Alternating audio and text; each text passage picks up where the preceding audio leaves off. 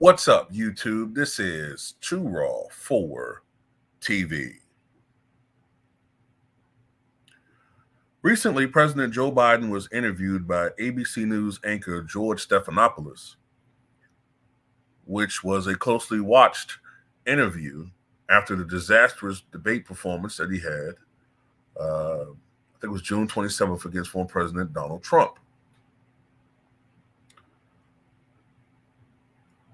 George Stephanopoulos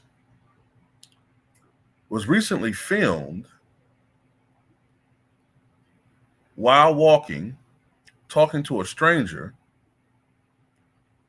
who asked him if he felt that Joe Biden could serve another term. He said on camera to this stranger, I don't think he can serve 4 more years.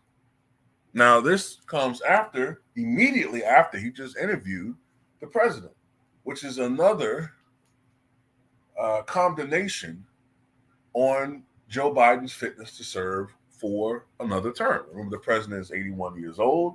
Now, I'm not trying to age discriminate because there are people in their 80s who are very, very fit, mentally acute, and can still be very valuable to society. But the presidency, let's be honest, the presidency is a very strenuous and demanding position. Okay? Remember, Dwight D. Eisenhower, back in 1955, suffered a heart attack.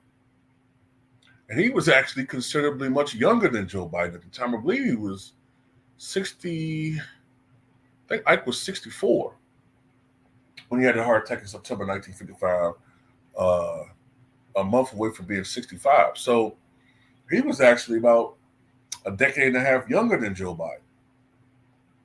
So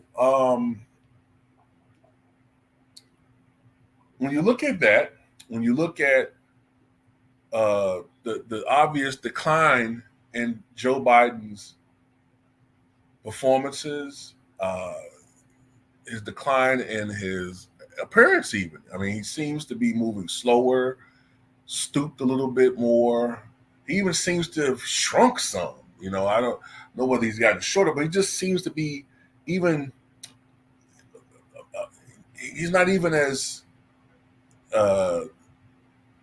He doesn't cast the same shadow that he once did. You know what I mean? So, of course, many in the left-wing media condemned George Stephanopoulos for his comments. ABC News said that George Stephanopoulos does not speak for the viewpoint of ABC News or the network.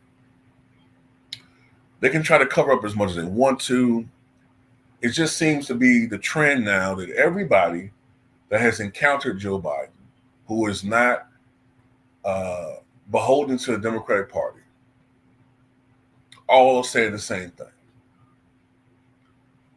That they don't think he can make it 4 more years. But his handlers are, in my opinion, as I've said before, they're committing one of the greatest cover-ups when it comes to a president's health, one of the greatest cover-ups in the history of the presidency. Right up there with Woodrow Wilson, right up there with FDR the last year or so of his presidency. It's amazing. It's ridiculous. You know, one thing I'll say about Ronald Reagan, because a lot of people like to compare him, a lot of Democrats like to compare him to Ronald Reagan. Ronald Reagan, you know, you could kind of tell he was slipping a little bit maybe the last year or so of his presidency. Remember, Ronald Reagan wasn't diagnosed with Alzheimer's until 1994. Outwardly, you really couldn't see the obvious telltale signs of Alzheimer's probably until 1993 or at the earliest 1992. Before that, that was probably just some age-related cognitive decline. If you look at interviews of him and Larry King in 1991, you look at some interviews in 1990. I think he did a radio play-by-play with the. I think he was at a Chicago Cubs game in 1989, shortly after he left office. He was still pretty sharp. So compared to Biden, Biden is more like Reagan in 92. And you're trying to give him another 4 years, it'll be disastrous. And look, Kamala will really want this, obviously, as ambitious as she is. Of course, she wants Joe to run another 4 years because that increases the likelihood of her becoming president. Because it does look like people are going to elect her by their ballots. It looks more like, if anything, she's going to be elected, selected president if Joe Biden steps down, which I think will be increasingly likely if he gets elected for 4 more years. Matter of fact, I think that Trump's campaign should mention that. Him, his surrogates, they should all mention that a vote for Biden is essentially a vote for Kamala in the next couple of years. That's what they should do. And I think that's actually based in a lot of fact. But yeah, man, we're watching a man who is obviously not the same politician that just 12 short years ago mopped the floor with Paul Ryan. Mopped the floor with him in that vice presidential debate back in 2012. Joe Biden, for all of his gaffes, for all of the negatives I put out there about him, it's funny that the left-wing media love to talk about how Trump is a racist, and he has said a lot of racist things. Now I've mentioned it on my channel. And if you want me to go into specifics, all we gotta do is talk about, the rumors about about Donald Trump and how he's an admirer of Adolf Hitler, and the rumors about him having Mein Kampf on his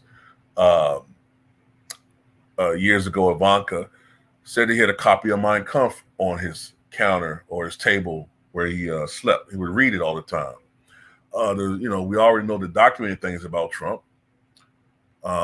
His fanatical hatred and seeming of wanting revenge for those who accused, the Central Park Five, who were eventually found innocent, and Trump still tried to go after them. And then, of course, the housing discrimination accusations in the 70s. I've always acknowledged that.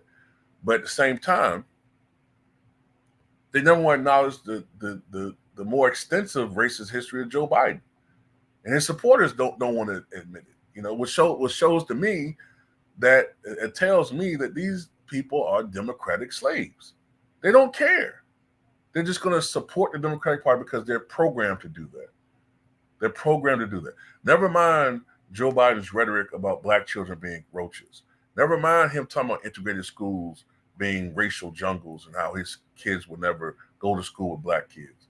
Never mind him being one of the champions of the crime bill in 94%, sent hundreds of thousands, if not millions of black men to prison for crimes that their equivalents, well, I should say black and Latinos, went to prison for crimes that their counterparts didn't even sometimes get misdemeanors for.